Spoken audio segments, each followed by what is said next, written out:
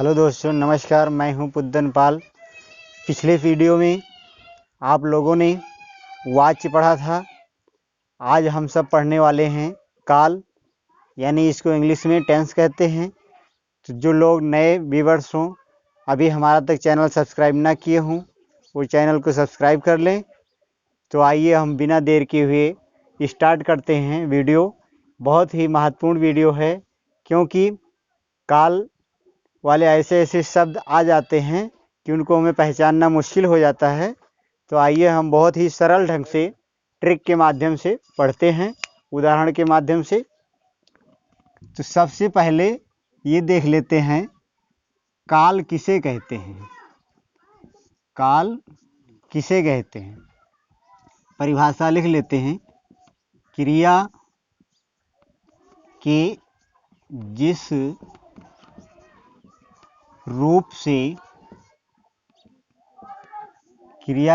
रूप से व्यापार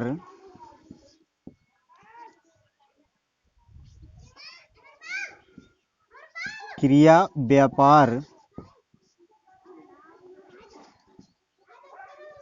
व्यापार के समय तथा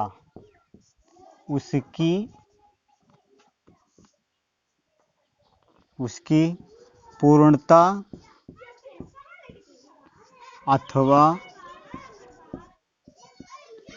अपूर्णता का बोध हो, उसे काल कहते हैं।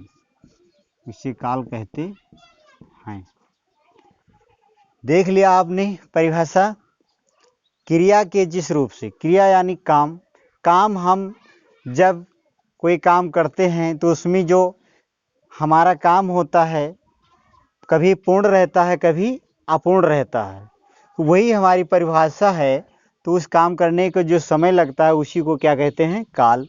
क्रिया के जिस रूप से क्रिया व्यापार के समय तथा उसकी पूर्णता अथवा अपूर्णता का बोध हो, उसे काल कहते हैं। अब हम पढ़ लेते हैं काल के भेद। काल के 3 भेद होते हैं। कितने भेद होते हैं? 3। तो नंबर 1 वर्तमान काल।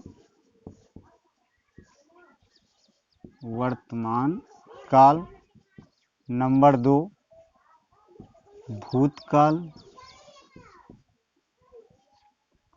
और नंबर 3 भविष्यत काल।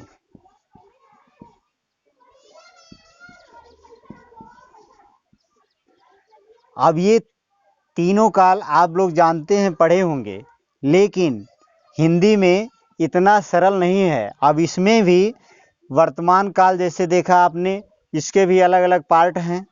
जैसे भूतकाल में भी अलग अलग पार्ट हैं, और भविष्य काल में भी अलग अलग पार्ट हैं, यानी भाग हैं। तो आइए हम एक एक करके बड़े आसानी से सरलता उदाहरण के माध्यम से समझ लेते हैं। आइए अब हम समझ लेते हैं। नंबर 1 वर्तमान काल। वर्तमान काल किसे कहते हैं? वर्तमान को इंग्लिश में प्रेजेंट टेंस कहते हैं। प्रेजेंट यानी इसी समय, जो इसी समय हो रहा हो, उसी को हम वर्तमान काल के नाम से जानते हैं।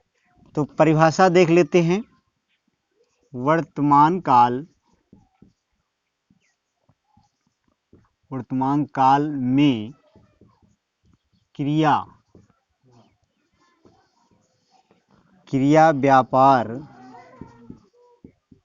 व्यापार की निरंतरता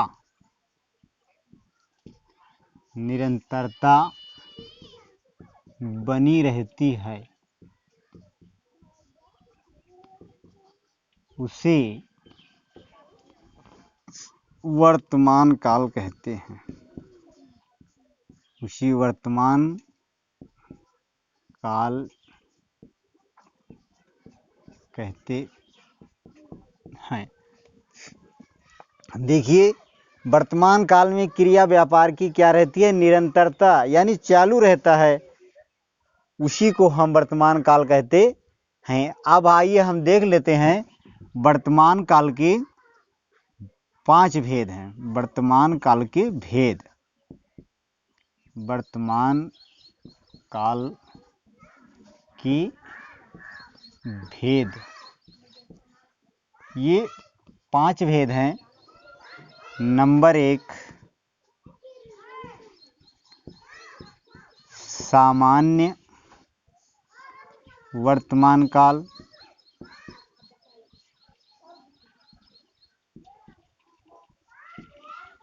नंबर 2, तात्कालिक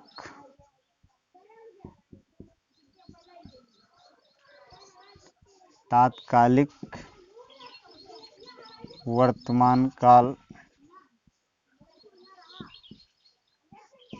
नंबर 3, पूर्ण वर्तमान काल।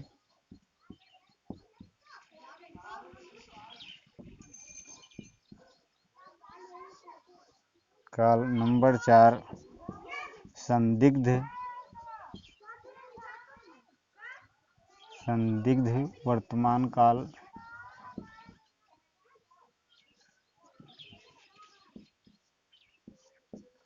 नंबर 5, संभाव्य वर्तमान काल।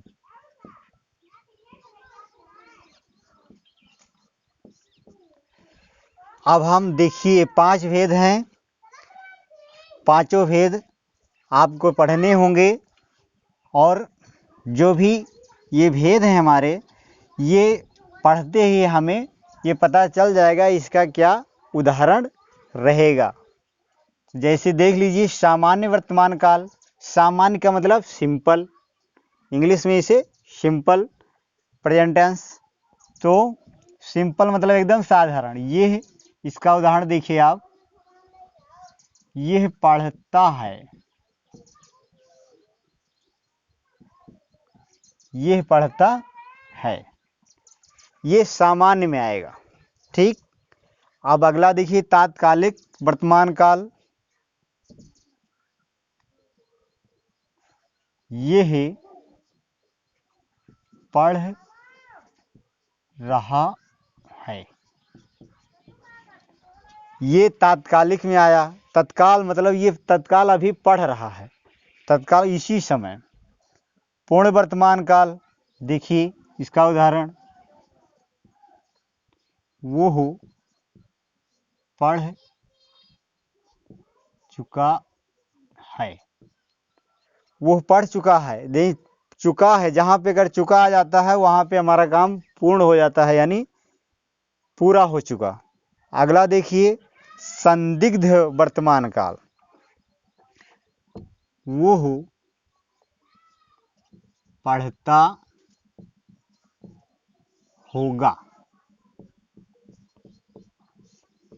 ऐसे उदाहरण मिलते हैं तो हम वहां समझ जाएंगे। यहाँ पे संदिग्ध का मतलब संदेह है, यानी इसमें संदेह है, ये लगता है ये पूरा काम नहीं हुआ है। वो पढ़ता होगा, ये निश्चित नहीं हो पा रहा है कि वो पढ़ता ही होगा, इसलिए ये उदाहरण जो है संदिग्ध वर्तमान काल के अंतर्गत आएगा। अगला देखिए, संभाव्य वर्तमान काल, जहाँ पे संभावना पाई जाए। जैसे वो पढ़ता हो, वो पढ़ता हो, यानी देखिए संभव हो रहा है, संभव लग रहा है कि वो पढ़ता हो। अब ये वर्तमान काल हमने पढ़ लिया, समझ में आ गया होगा। अब हम चलते हैं नंबर 2, भूतकाल पे। नंबर 2 पढ़ते हैं भूतकाल। भूतकाल की परिभाषा देख लेते हैं। इसमें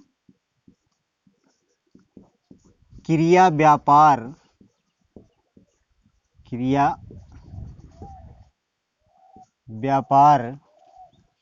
की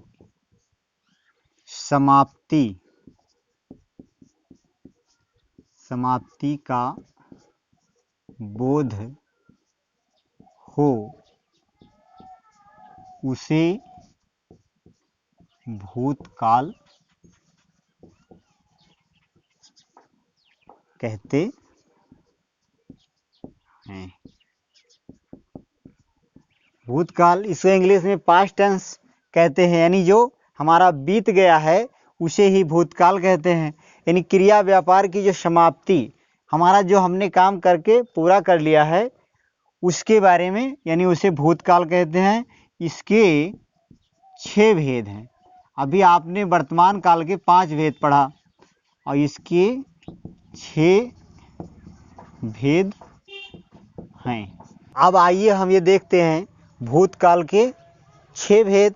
6 भेद में नंबर 1 सामान्य भूत, नंबर 2 आसन्न भूत, नंबर 3 पूर्ण भूत, नंबर 4 अपूर्ण भूत, नंबर 5 संदिग्ध भूत, नंबर 6 हेतु मद भूत।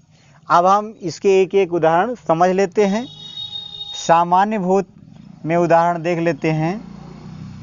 सीता गई, एक सिंपल सा है, सिंपल पास्ट, यानी सीता गई या मोहन गया। आसन्न भूत में देख लीजिए, सीता गई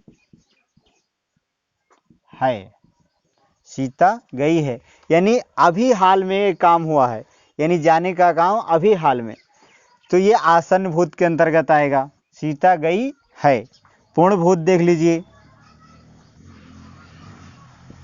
सीता गई थी, सीता गई थी, यानी ये पूरा हो रहा है तो इसलिए पूर्ण भूत में आ गया। सीता गई थी यानी वो जा चुकी थी। अगला देखिए अपूर्ण भूत। अपूर्ण भूत में सीता गई होगी। अब ये ऐसा बोला जा रहा है, सॉरी ये गई होगी नहीं, सीता जा रही थी, सीता जा रही थी।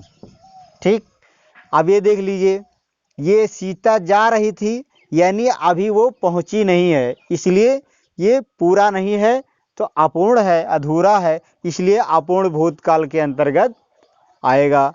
अगला देख लीजिए संदिग्ध भूत। संदिग्ध भूत में सीता गई होगी, सीता गई होगी, ये कोई निश्चित नहीं है कि वो गई ही होगी, इसलिए संदिग्ध है, संदेह है। जहाँ पे संदेह पाया जाए वहाँ पे संदिग्ध भूतकाल होगा। हेतु मदभूत, छठवा क्या है? हेतु मदभूत। अब इसमें देख लीजिए सीता जाती, केवल सीता जाती, इसमें क्रिया पूरा नहीं हो पा रहा है, इसलिए यहाँ हेतु मदभूत आएगा। अब आपने ये भूतकाल भी समझ लिया। अब हम चलते हैं नंबर 3 भविष्यत काल पे। नंबर 3 पढ़ लेते हैं भविष्यत काल। अब भविष्यत काल की परिभाषा समझ लेते हैं, यानी भविष्य, आने वाला समय, आने वाले समय को हम क्या कहते हैं? भविष्य। लेकिन परिभाषा किस प्रकार से? भविष्य में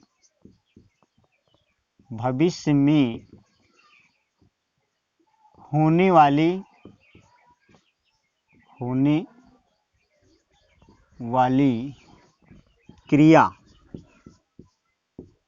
क्रिया का बोध हो उसे भविष्यत काल कहते हैं।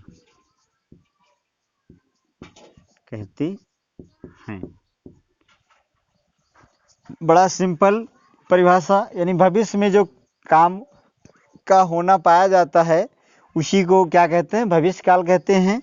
अब हम देख लेते हैं इसके 3 भेद हैं।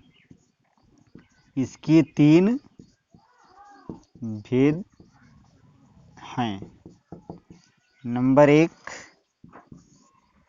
सामान्य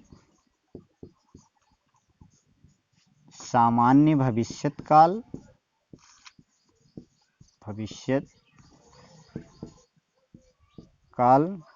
नंबर 2 संभाव्य भविष्यत काल।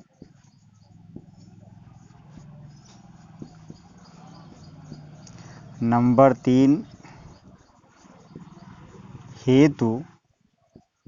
हेतु मद भविष्यत काल। 3 इसमें होते हैं भविष्य काल में। अब सामान्य भविष्य काल का उदाहरण देख लेते हैं। इसमें राम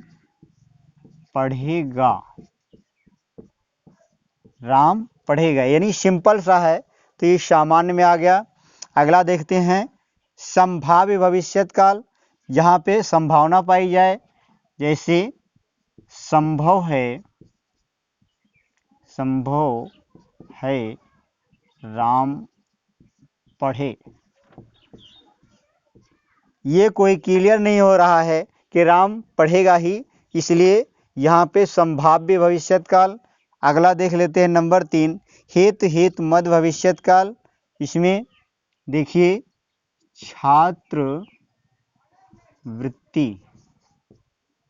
छात्रवृत्ति मिले तो राम पढ़े।